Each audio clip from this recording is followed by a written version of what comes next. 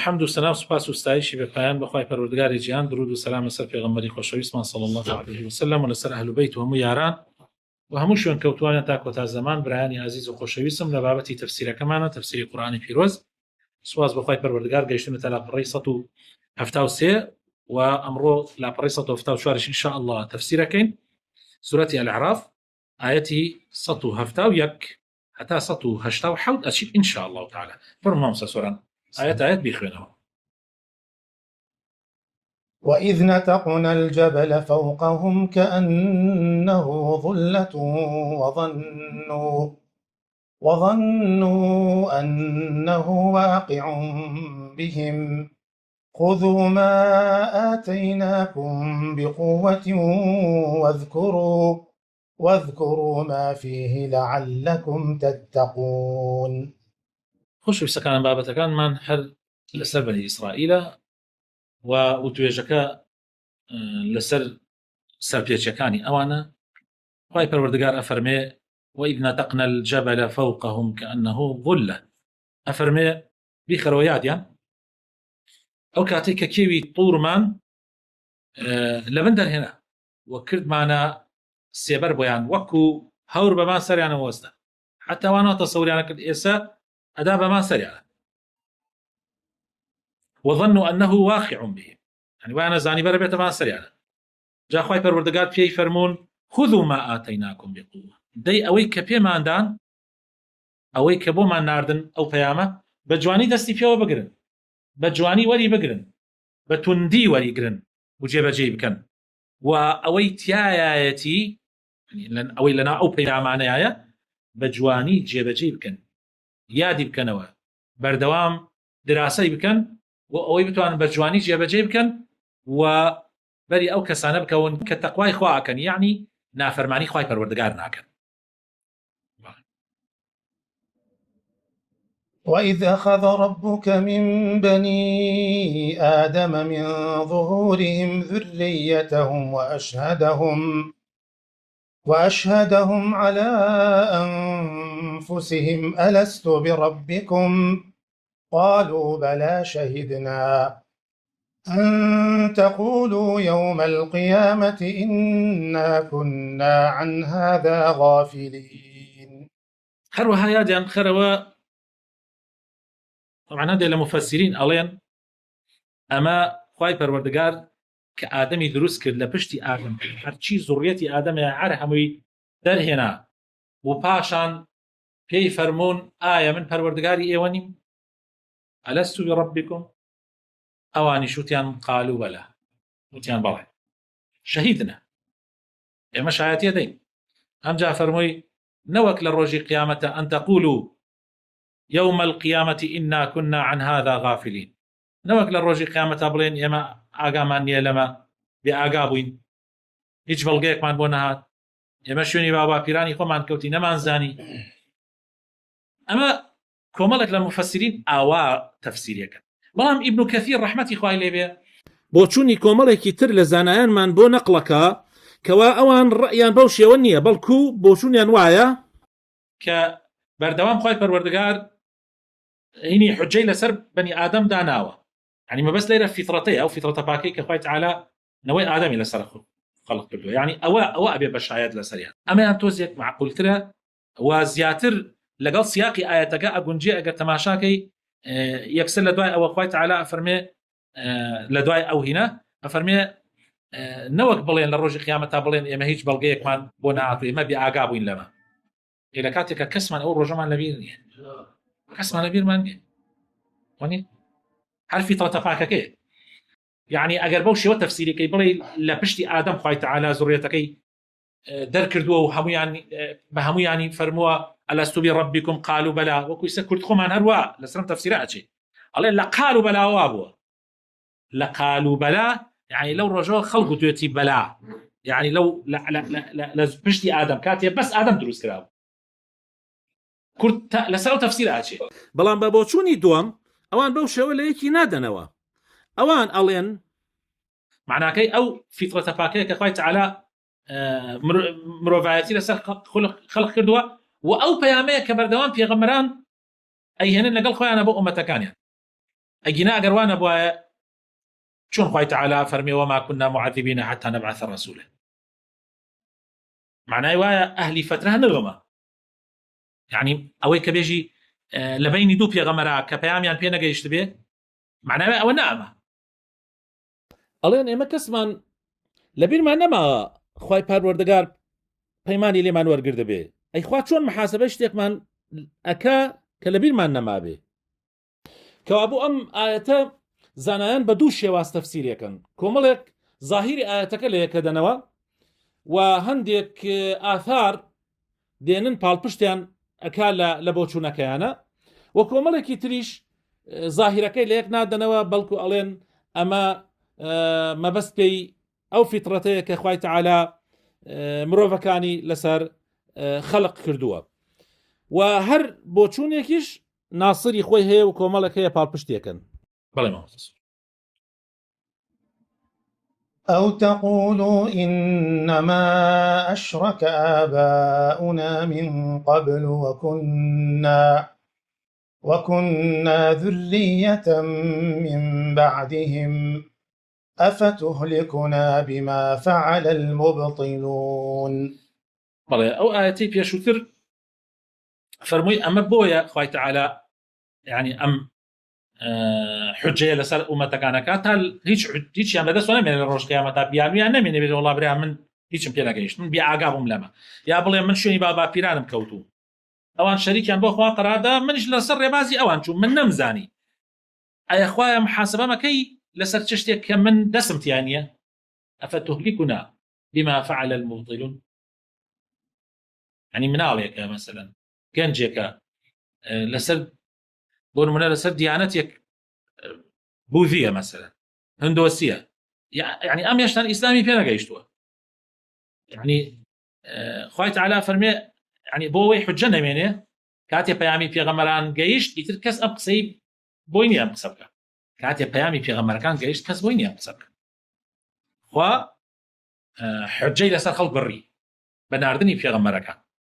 وكذلك نفصل الآيات ولعلهم يرجعون خوای تەعالا فەرمێ هەر ئاوا ئاەت و بەڵگەکانی خۆشمان ڕوونەکەینەوە تاوەکو خەڵکی تێ بفکرێن و بیری لێ بکەنەوە بەشک بگەڕێنەوە لای خوای پەروەردگار و تۆبە بکەن واتل عليهم نبأ الذي آتيناه آياتنا فانسلخ منها فأتبعه الشيطان فكان من الغاوين ئەمجا خوای تەعالا فەرمێ بۆیان باسکە نمونەی زانایەکی لاسار و لار نمونەی ئەی پێغەمبەری خوا نمونەی زانایەکی لاسار و لاریان بۆ بێنەوە کە ئاەتەکانی خۆمانمان پێدا دەنگ و باسی ئەو پێغەمبەر ئەو کەسیانە بۆ باسکە طبعا ئەو کەسە خلافێکی زۆر هەیە لە ناو زانایانە کێ کۆمەڵێک ئەڵێن بەلعامی کوڕی باعوڕا بووە کە پێغەمبەر موسى عليه الصلاة والسلام ناردی بۆ مەدیان بەڵام کە چووە مەدیان طبعا عالم بووە علمی لە پێغەمبەر موسى وەرگرتووە کە چووە مەدیان لەوێ پاشای مەدیان ڕێزی لێگرت و لە خۆی نزیکی کردەوە جا ئەویش وازی لە موسى هێنا و هەڵگەڕایەوە شوێنی ئەوان کەوت ئەمە بۆچوونی ترمان هەیە ئەڵێن پیاو ساڵحێک بووە پێش بەنی ئیسرائیل لە قەومی جەبارین بووە ئەوانەی وا لە فەلەستینە ژیاون ئەڵێ قەومەکەی داوایان لێ کرد دوعا بکە پیاو ساڵحێک بووە لە ناوێنە دوعا بکە لە بەنی ئیسرائیل ئیتر ئەوی شتی نایکەم و چکە ترسم دوعا بکەم خوای گەورە بەهۆی ئەوان طبعا زانێتی ئەوان لەسەر حەقن و ئەمان لەسەر باتڵن ترساوە دوعا بکات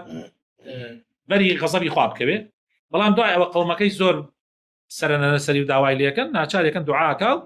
خوای تەعالا بەری غەزەبی خۆی خستووە ئەمە کۆمەڵێکی تر وا ئەڵێن هەندێکی تر ئەڵێن نا ئەو کابرایە هەر هاوچەرخی پێغەمبەری خۆمان بووە صلی الله عليه وسلم ئەڵێن ئەو کابرایە کە خوای تەعالا باسێکا لەیرە الذي آتيناه آياتنا فانسلخ منها ئەڵێن هاوچەرخی پێغەمبەری خۆمان بووە صلی الله عليه وسلم ناوی ئەبوو عامری فاسق بووە ڕەئی زۆرە لەسەر ئەم بابەت ڕەئی زۆرە بۆیە باشتر وایە کە لە تەفسیری ئەم ئاەتە ئێمە کەسەکە دیاری نەکەین ئەگەر چی لە ناو کوردەواری خۆمانە بە عام قەڵقەڵێ بەلعامی کوڕی باعوورە بەڵام گرنگ ئەوەیە ئێمە بزانین کەوا جاری وا هەیە خەڵکانێکن لاسارن با زانایش بن هەر لاسارن لە ڕێگای خوای پەروەردگار لا ئەدەن و منهجی خوا ئەشێوێنن لەبەر خاتر مەسلحەتی دنیا لەبەر خاتر هەوا و ئارەزوو جا پاشان ئەفەرمێ خوای پەروەردگار فەنسەلەخە منها ئەفەرمێ خۆی لێ داماڵی ئەو ئاەتانەی کە ئەوەری گرتبوو وەکو زانایە ئەو خۆی وەکو چۆن جلو بەرگەکە لەبەرداکەنی ئاوا علمەکەی فڕێدا فأتبعه الشيطان أو كاتا شيطان في جيشتو بوبا هاوري فكان من الغاوين جاء شو ناوي الريزي سرليش شواوانوا قمراك بوانوا يعني عبرت لإيشاكي إيشا خرافكي أجينا قروانا بوا إخوائي قولنا يبرت يعني من قناعات ما هرشت إخوة لقرآن ناوي نبرد به حكمتي كتياها وإتل باشي شوية يمش زور لسر ناوكا الححنكي مقر دقي صريح لفي غمر وعاتبه صلى الله عليه وسلم وكو أوي خضير دقي صريح في حديثي في غمراته صلى الله عليه وسلم أجينا يمن لويش قسم عناك عبرتنا وكنية عبرت أو جورا كسانة دوبارة أبنوا بردوام ولو شئنا لرفعناه بها ولكنه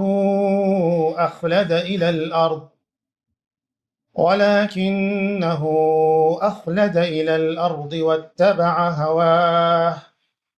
فمثله كمثل الكلب إن تحمل عليه يلهث أو تتركه يلهث ذلك مثل القوم الذين كذبوا بآياتنا فاقصص القصص لعلهم يتفكرون. فرمي خوي تعالى أقل ما بيسمع لسر إبواية يعني أو كابرايا قال لسر ريقا راس يعني لسر برنامج حقيقي خوي بما يتو دستي بيو بقردايا أو إما برز معنا كردوا لو بايا معنا برزة كردوا الرويش الريزي علماء عاملين بلام أو شايستي أو نبو أو خوي اللي كان بزيوه خوي نوسان بزيوه دنياي هالبجار دنياي دابسر قيامتها وشوني هوا أرزوكاني خوي كو نموني أو وكو نموني صقوايا يعني خوي تعالى لقرآن دون نمونة دينيتو يكي كان تكر يكي كان صق دور للروي جنابتان دور للروي وانش كجوان لمتاريه هر دو نمونة كبو بو زاناي لارة لبي أفرمي فمثله كمثل الحمار يحمل أسفارا نموني وكو نموني جودريجك وايا كفربان پشتی لە کتێبە يعني کتێبی گرنگ بەس چی سادەیەکێ ئەو نازانێت چیتیایە لێریشە نمونەی ئەفەرمێنە وەکو نمونەی سەگ وایە ئەگەر تاوی بدەی هەر هاسکە هاسکەیتی و زوان درێژەکە ئەگەر وازیشی لێبێنی هەر هاسکە هاسکێتی و زوان درێژەکە يعني مەقسەدی ئەوەیە کە يعني حكمتي فيها ببخشي يعني حكمتي فيها نبخشي نصيحتي بكي يعني نصيحتي نكي أو تازا بريالي داوا لسري شوازي خوي بيو نقريت دوا يعني نصيحت ورنا قريت آموشگاري ورنا قريت أما آموشگاري لبيغمركان ورنا قرتون وإيسيش لم زماني قمان صدها كسير هلقري بيامي إسلام بناو عمامي سبيه خات سر جاري واحية جباء كاتبر جاري واحية بەڵام لە ڕاستیە هیچ فەرقی نییە لەگەڵ ئەو کەروسەگانەی کە خوای تعالی لە قورئانە نایۆنی بردو چونکە پشتی لە پەیامەکەی خوا کردووە بە عەمەلی پێ ناکە هەر دایمەن ئەڵێ بە قسەم بکەن بە قەول بەکردەوە مەکەن یعنی چی بە گفتارم بکەن بە کردارم مەکەن یعنی چی تۆ خۆت ئەبێ نمونەی جوانی پەیامەکەی خۆت بی بە عەمەلی بە قەدەری توانا ئەوەندەی لە تواناتە من ناڵێم هیچ عالمێک پێغەمبەر حتى الصحابي في غمر خواه صلى الله عليه وسلم في غمر نبو بلام خو ناكري تورك بيچواني قيامكي خوابي حرك بيچوان بيچوان وا چون بها جا خواه تعالى فرمي اما نموني كيه نموني او كسانيه ك نزمو بينرخن واياتكاني خواه پروردگار بدرو ازانن ودسكاري اياتكاني خواه كن جا تۆیش ئەمانەیان بۆ بگێڕەوە ئەی پێغەمبەری خوا ئەم چیرۆک و بەسەرهاتانەیان بۆ بگێڕەوە بەڵکو بیرکەنەوە یعنی چی بۆ کێ بگێڕێت بۆ کێ بگێڕێت بۆ ئێمە بۆ عولەمای ئیسلام بۆ ئومەتی ئیسلام دەرس وەربگرن یعنی بەوە نییە تۆ حتا تەلەبەی پێغەمبەرێکی گەورەیش بی حتا تەلەبەی پێغەمبەرێکی مەزن بی وەک موسا عەلەیهی سەلام یا وەکو محەممەد المستەفا ناخواتەوە ئەگەر لاربی ناخوات یەک شتێکەیە ئەم دینە پۆخڵەوات قبوڵ ناکەن پۆخڵەوات قبوڵ ناکەن یعنی ئێستا عەبدوڵڵای کوڕی ئوبەی ئێستا بێنە بەر چاو خۆت ئاوا بیرێ بکەرەوە ڕیزی یەکەمی سەفی پێغەمبەری خوا صلی الله علیه و سلم ڕیزی مزگەوتی پێغەمبەر ئیمامەتیەکە ئەبوبەکر وەستاوە عومەر وەستاوە عوسمان وەستاوە عەلی وەستاوە لەگەڵشیانە عەبدوڵڵای کوڕی ئوبەی کوڕی سەلولیش وەستاوە سەرۆکی منافقەکان ئەبوو عامری فاسق وەستاوە سەرۆکی فاسقەکانە زۆر خەتەرە يعني گرنگ نییە تو های لەگەڵ کێ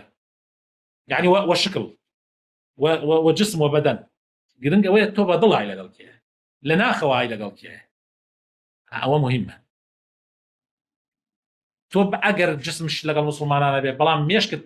فکرت بیر و باوەڕت عەقیدەت لەگەڵ مسلمانانە نەبێ قیمەتی نییە مەقبول نییە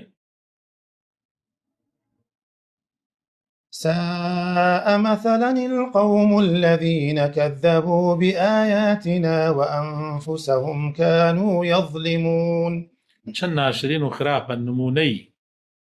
بەسەرهاتی ئەو کەسانەی کە ئاەتەکانی ئێمەیان بە درۆزانی چەند ناشرینە نمونەکان نمونەی کەلبە نمونەی حیمارە چەند ناشرینە ئەوانە وە نەبێت زوڵم نەعوذ بالله زوڵم لەخوا بکەن هیچ کەسێ ناتوانێت زوڵم لەخوا بکەن بەڵام زوڵمیان لە خودی خۆیان کرد بەداخەوە بەوەی شوێنی بەوەی هەڵگەڕانەوە لە ڕێبازە ڕاستەقینەکە بۆ شوێنی بەرنامەیەکی تر کەوتن غەیری بەرنامەی خوای پەروەردگار من يهد الله فهو المهتد ومن يضلل فأولئك هم الخاسرون هەر کەسێک خوای پەروەردگار هیدایەتی بدا ئەوە هیدایەت دراوی ڕاستەقینەیە بەڵام کەسێک خوا پەنامان بدا خوای پەروەردگار گۆمڕای بکە ئەوە زەرمەندی تەواوە دۆڕاوی تەواوە هیچ کەسێک ناتوانێت فریای کەوێت طبعا هیدایەت دانی خوا و گۆمڕاکردنی خوا لە بەتاڵ نییە خوای تەعالا قەت کەسێ هیدایەت نادا مستحق نەبێ و کەسیش گۆمڕا ناکا مستحق نەبێ آخر نەکە ئەم ئاەتە خەڵک غەڵەت بێتێ ئەو من خوا گۆمڕامی کردە چی من خوا خۆی گۆمڕامی کردو نا قەت کەسێک گۆمڕا ناکا مستحقی نەبێ شایستە نەبێ و کەسێکیش هیدایەت نادا شایستەی نەبێ ولقد ذرأنا لجهنم كثيرا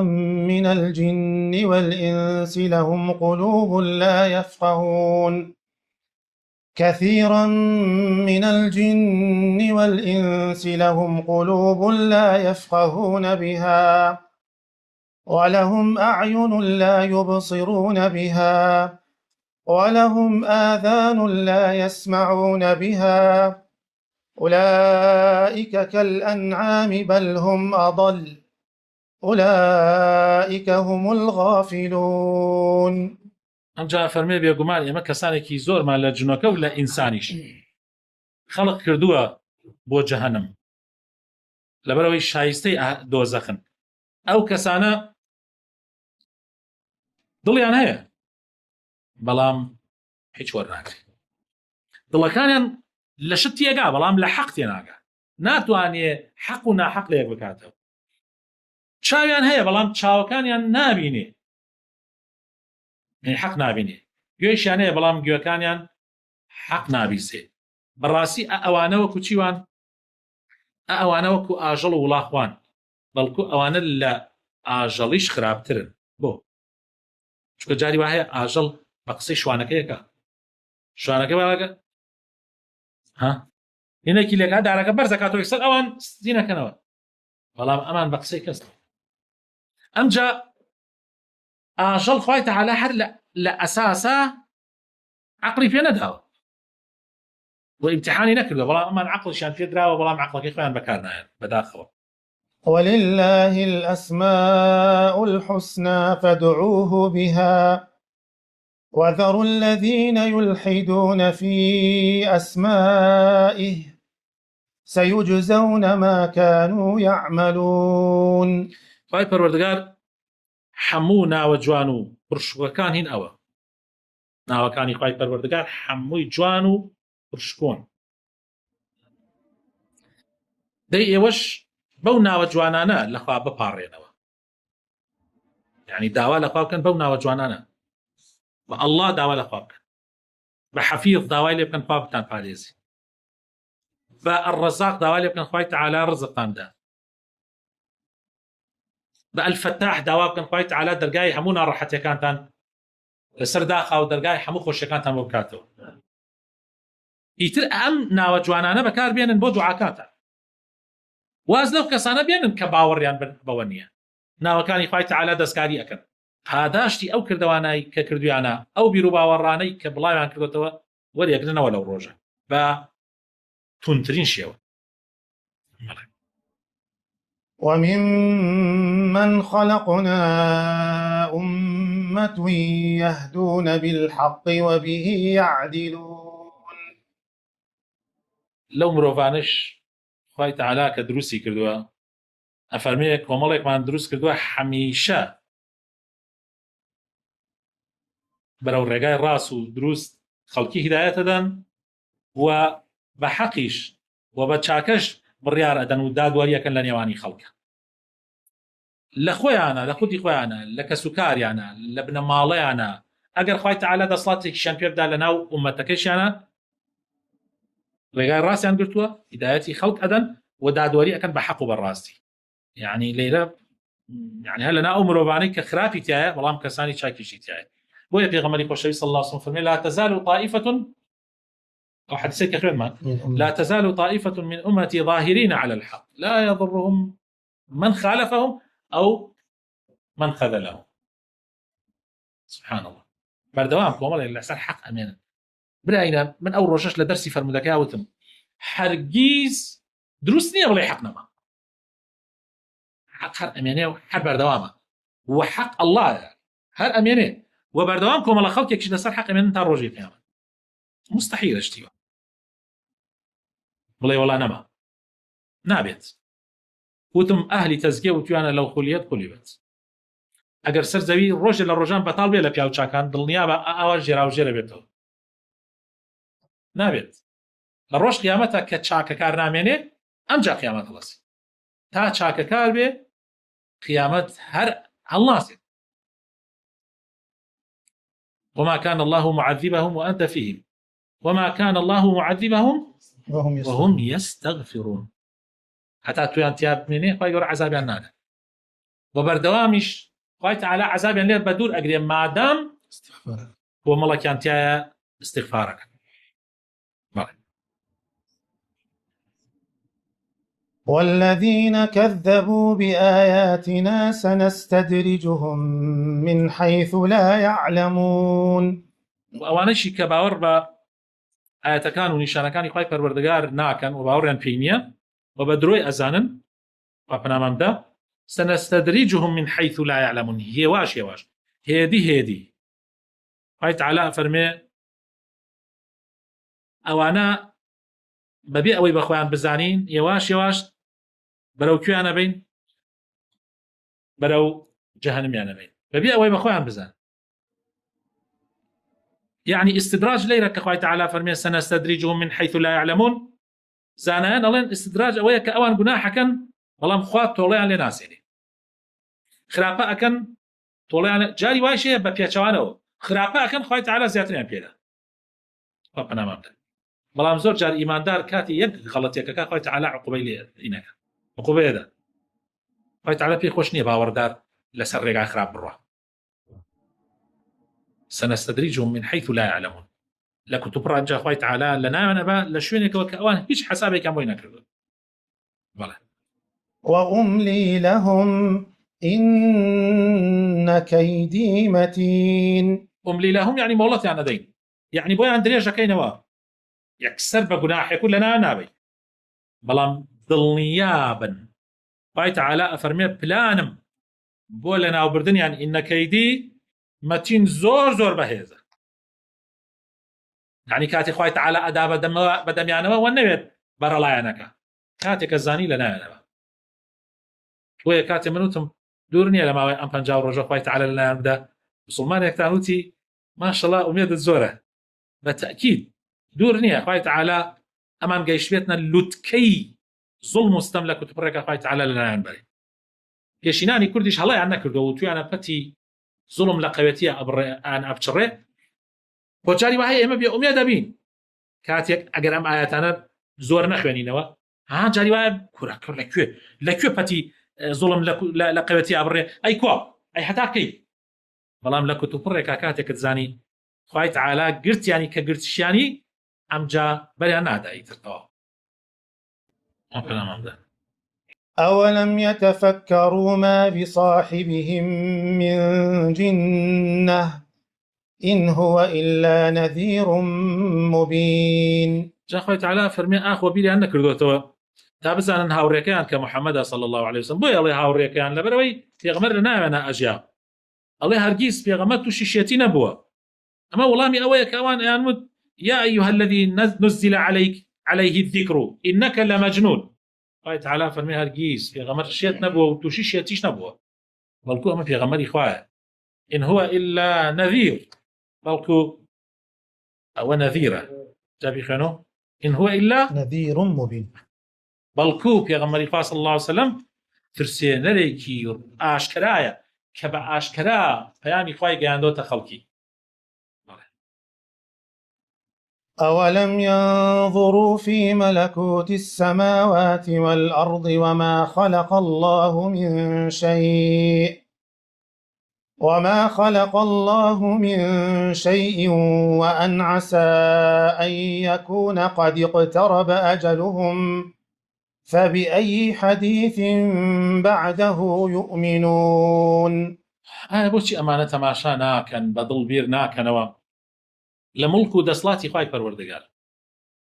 کە لە ئاسمانەکانایە و لە زەویایە بۆ بیر ناکەنەوە و ئەوەی کە خوای تەعالا خەڵقی کردووە هەرچی ئەوەی کە دروستی کردووە وما خلق الله من شيء و هەموو ئەوەی کە هەیە ئەوەی پێوترێ شەی هەمووی مەخلوقی خوای پەروەردگارە وأن عسى أن يكون قد اقترب أجلهم خۆ لەوانەیە يعني ئەوان کە بیریش ناکەنەوە لەوانەیە ئەجەلیشیان زۆر زۆر نزیک بۆ ببێتەوە. سەکابرا جاری وایە لە قیمەی کوفر و ئیلحادە لە کتوبڕێکە بۆ خۆی ئەمرێ زەلامەیە کفرەکە لە کاتی کفرە ئەمرێ لەوانەیە خۆ ئەجەلیشیان زۆر زۆر نزیک بوونەوە حتا کەی ئیتر بیر ناکەنەوە فبأي حديث بعده يؤمنون ئیتر دوای چی يعني دوای ئەم قورئانە ئیتر بڕوا بە چیەکەن ئەوە هەموو ڕاستیەک و حەقێکی خستە بەرچاوە بەڵام ئەوان هەر سەرکەشن هەر نەکبەتن هەر گومڕان و ڕۆژ بە ڕۆژ دوورتر ئەبنەوە. من يضلل الله فلا هادي له ويذرهم في طغيانهم يعمهون. خوا بەنامان دار کەسێ خوای تەعالا ڕێی لێ ونکە طبعا بە کردەوەکانی خۆی يعني خوای تەعالا ڕێ لە کەس ون ناکە ئەو دڵنیا بن بەهۆی لاساری خۆیەوە هەر کەسێ خوای تەعالا ڕێی لێ ونکە من يضلل الله ئیتر هیچ ڕێبەرێکی نییە دڵنیا بن فلا هادي له هیچ کەسێ ناتوانێت هیدایەتی بدات ويذرهم لەگەڵ ئەوەی شاسەرە ڕای ئەوەش خوای تەعالا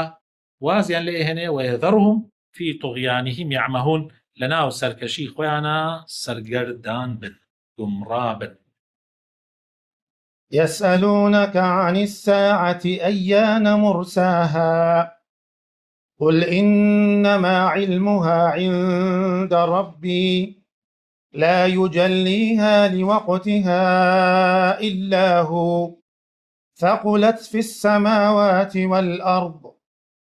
لا تأتيكم إلا بغتة يسألونك كأنك حفي عنها قل إنما علمها عند الله قل إنما علمها عند الله ولكن أكثر الناس لا يعلمون. هاو باش بڕیاردەرەکان ئەیانوت ئەی پێغەمبەری خوا صلی الله عليه وسلم ئەگەر ڕاستەکەی پێمان بڵێ قیامەت کەیتی. جا پێغەمبەری خوا صلی الله عليه وسلم ئەفەرمێ ئەوە شتێک نییە لە علمی منابێ، ئەوە علمەکەی لای پەروەردگارە، خوای تەعالا ئەوە ئەزانێ، من هیچی لێ نازانم. هەر کاتێ خوای تەعالا بێوێت قیامەت دێ، وە کاتی نزیک بوونەوەکەیشی ئەو نەبێ کەس نایزانێ. بۆیە ثقولت في السماوات والأرض، يعني زانینی هاتنی کاتی قیامەت بەڕاستی بۆ ئاسمانەکان و زەوی زۆر زۆر، یان هاتنی قیامەت بەڕاستی بۆ ئاسمانەکان و زەوی زۆر زۆر قورسە بەڕێزان، حتا بۆ ئاسمانەکان و زەوی چ هەمووی تێکەچێ، هەمووی ئەوەی کە ئەیبینی نامێنێ، بارێکی زۆر زۆر قورسە، لەبەر ئەوە لا تأتيكم إلا بغتة، هیچ کەسێک نازانێت، تەنانەت مەلایکان نازان قیامەت کەیتی، لە کتوب ڕادێ. لە حەدیث هاتووە پێغەمبەری خوا صلی الله عليه وسلم فەرمێ کابرا خەریکی بیناکە، کابرا خەریکی حەیوانداریە و کۆلی وڵاخەکانی سواقەدا، کابرا بە تەمایە دوو ساقەیمان خانیەکە، کابرا بە تەم یعنی حەد یەکێک و خەریکی ئیشەکە، کابرا خەریکە ئەڵێ زستان هات و جامە و شوشە ئەخاتە خانوەکەی، ئەیوانە هەر یەکێک و خەریکی ئیشن لە کتوب پڕە. خوا پەنامامدا خوای تەعالا قەت ئەو ڕۆژەمان پێ پیشان نەدا ئەلەو کاتە قیامەت دێ. يسألونك كأنك حفي عنها، الله محمد صلى الله عليه وسلم برسالة ليكن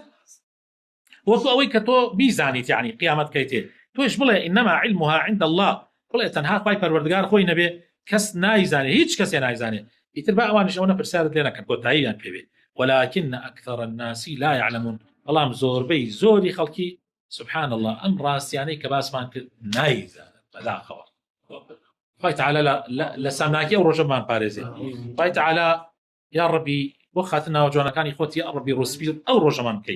يا ربي خوايا لو رجا بين برديوانت يا ربي شنازي بكين بلين أي خوايا يمشوني دينك توكوتي يا ربي خوايا لو كسانا من بقي الركوا هيامي بيغمر من بجواني ورقرت بي وبجواني كاري بيبكين ولا الروشي قيامتي شاب بيغمر شنازي من بيوبكا بدستي مباركي خوي لآوي حوزي كوسر من نوش بكا. آمين آمين. سبحان ربك رب العزة عما يصفون وسلام على المرسلين والحمد لله رب العالمين.